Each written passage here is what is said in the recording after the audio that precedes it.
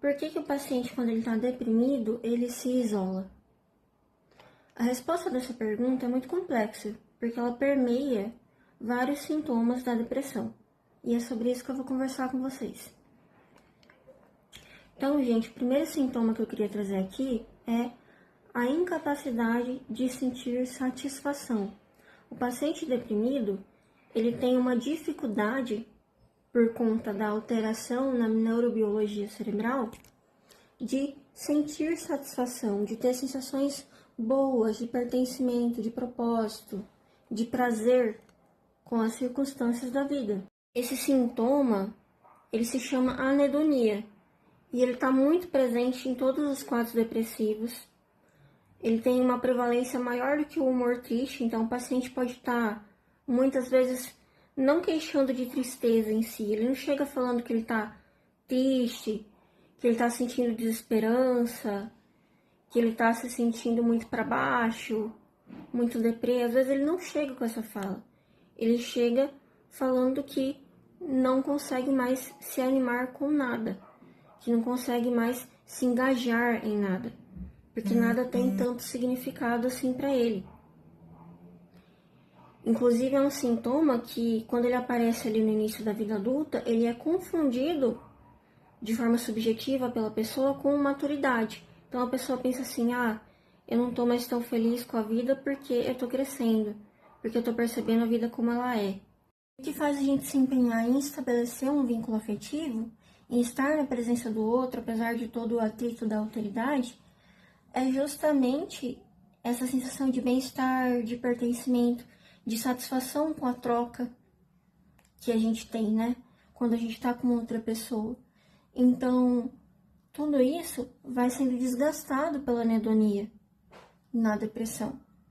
A pessoa vai perdendo a satisfação que ela tinha em fazer a lição de casa com o filho, ver o filho acertar a lição, em assistir um filme com a família, receber um elogio do cônjuge, sair com os amigos para conversar.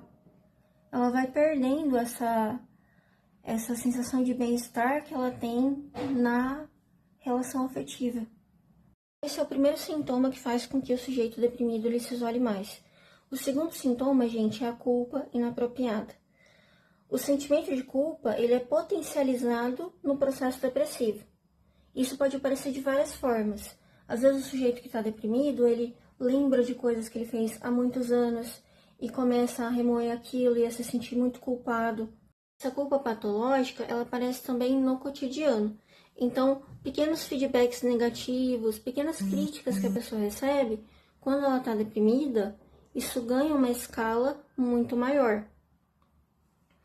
Então, por exemplo, o sujeito que ele está deprimido, como ele fica mais desatento em razão do autocentrismo da depressão, em razão dos vários pensamentos negativos que ele está tendo que distraem ele, às vezes ele não repara, por exemplo, que a esposa foi no salão e fez o cabelo. Aí essa esposa chega em casa e fala para ele, nossa amor, você não repara em mim.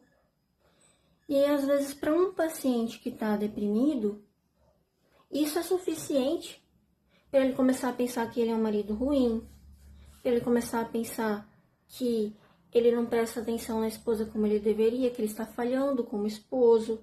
Então ele começa a se sentir culpado por estar naquele relacionamento, porque ele pensa, nossa, minha esposa merece um homem melhor, né?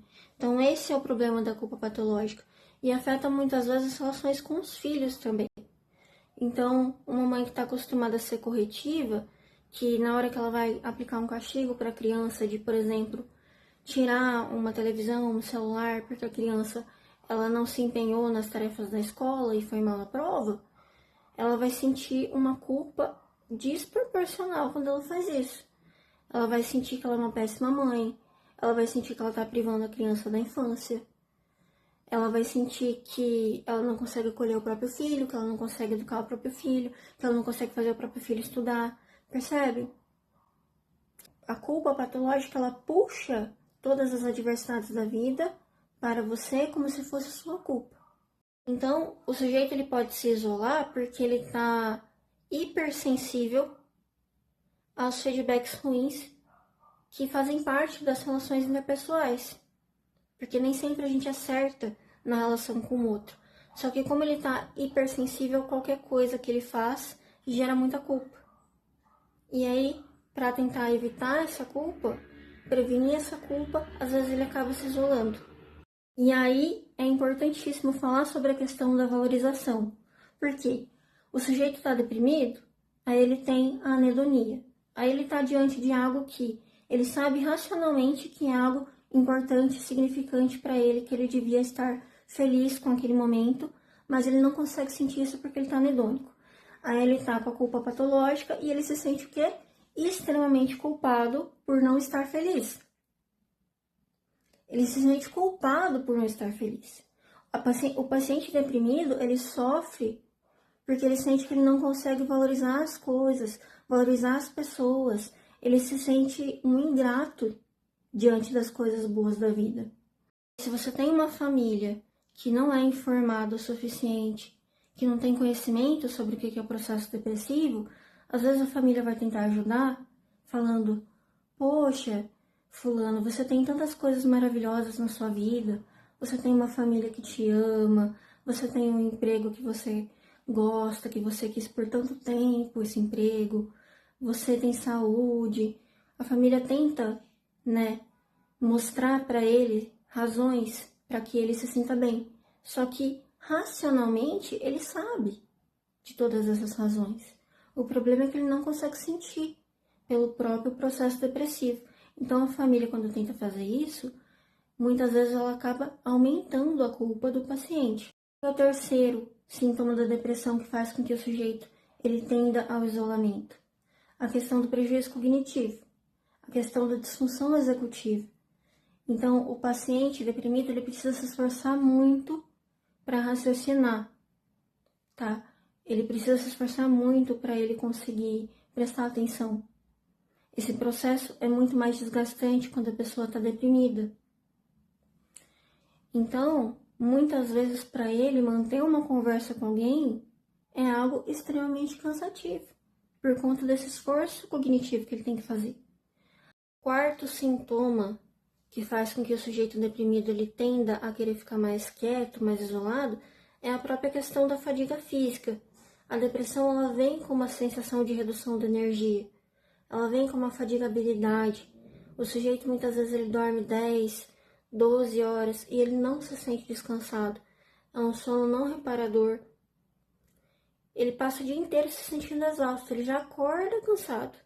Então a pessoa, quando ela tá assim, ela não vai querer interagir tanto, ela vai querer ficar na dela, no cantinho dela, descansando. Por fim, gente, não menos importante, a depressão ela vem com pensamentos de menos-valia. O que é isso? A pessoa sente que ela é inferior, que ela não vale nada, que ela não tem nada a contribuir, que ela é um peso para as outras pessoas. Então, se ela se sente um peso, se ela sente que ela não tem nada a oferecer para ninguém, a tendência dela é ficar fechada em si mesma, é ficar sozinha, porque aí ela não atrapalha ninguém. Por isso, é sempre importante estar atento ao isolamento das pessoas que você ama. Sempre estar atento a esses processos de isolamento, de distanciamento, porque pode ser que essa pessoa esteja entrando num episódio depressivo, esteja dentro de um episódio depressivo e precise de ajuda psicoterápica ou psicofarmacológica. Espero que vocês tenham gostado da conversa. Até a próxima!